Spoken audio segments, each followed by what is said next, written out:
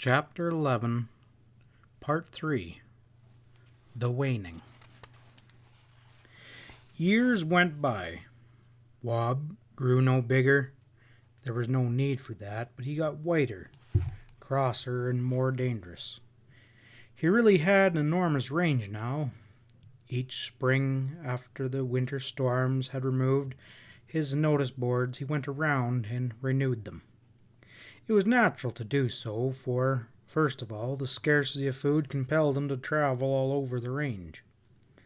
There was lots of clay wallows in that season, and the itching of his skin, as the winter coat began to shed, made the dressing of cool, wet clay quite pleasant, and the exquisite pain of a good scratching was one of the finest pleasures he knew. So, whatever his motive, the result was the same. The signs were renewed each spring. At length, the Playout Ranch outfit appeared on the Lower Piney, and the men got acquainted with the old, ugly fella.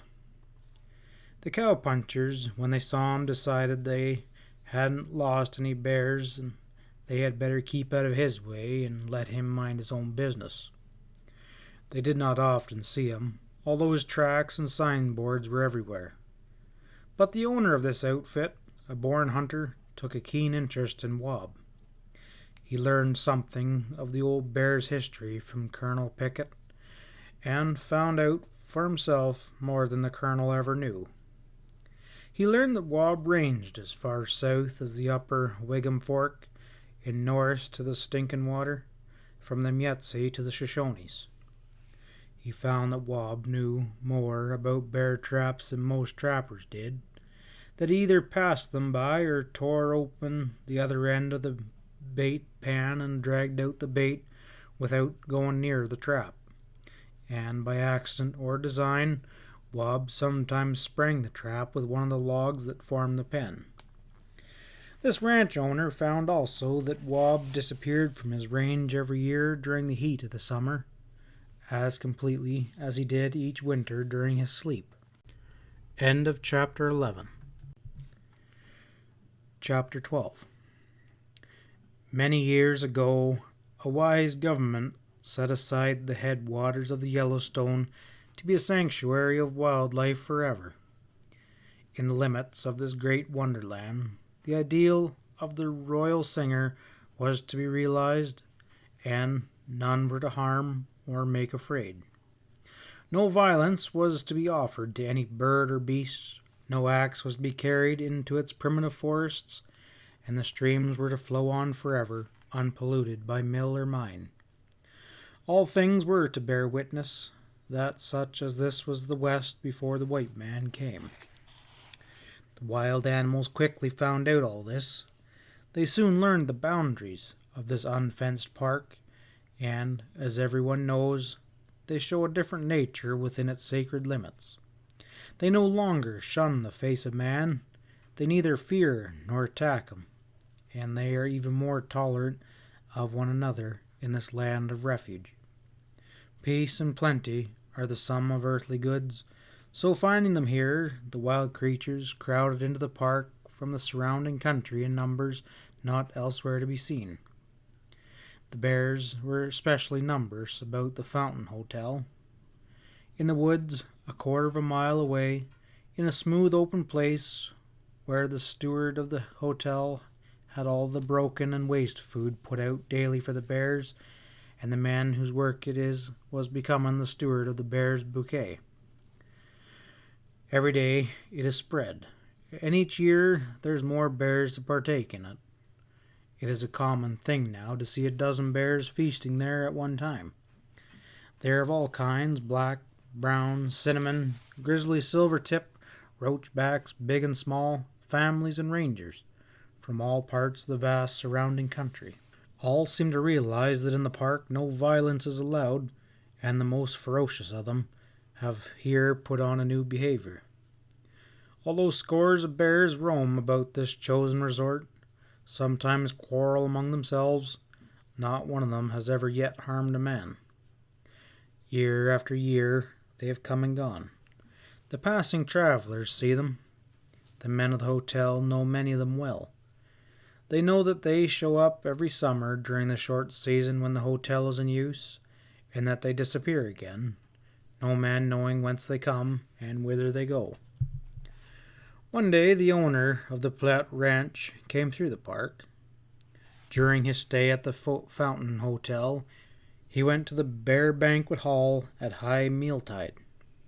There were several black bears feasting, but they made way for a huge silver-tipped grizzly that came out around sundown.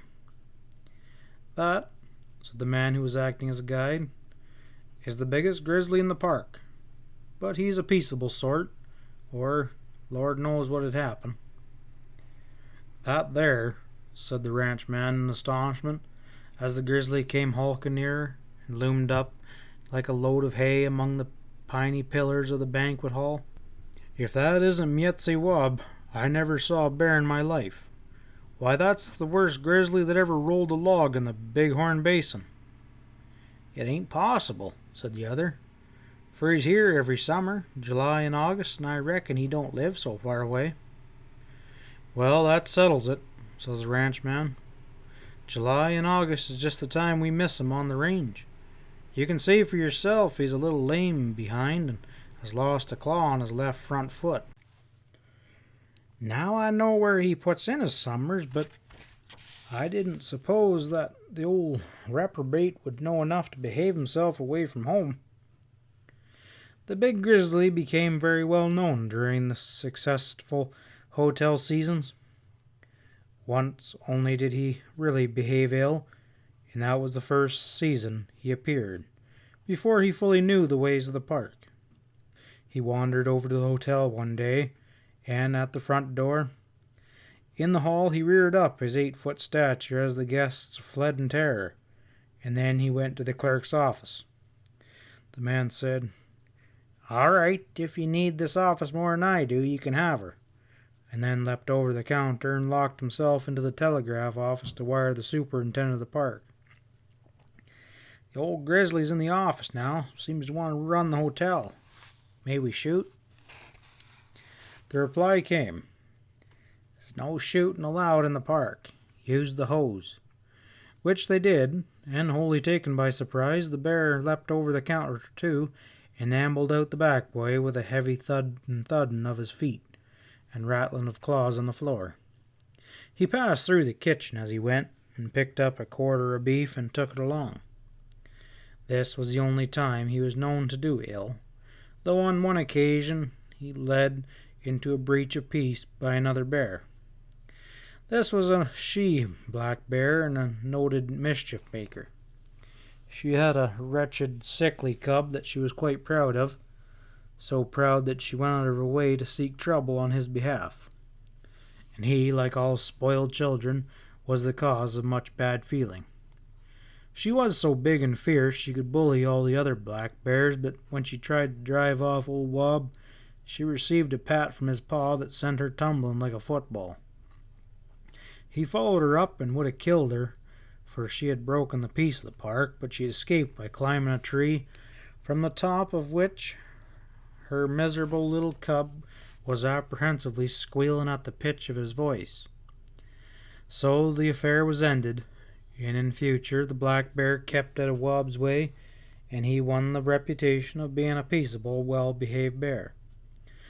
Most persons believed that he came from some remote mountains where there was neither guns or traps to make him sullen and revengeful. End of chapter 12.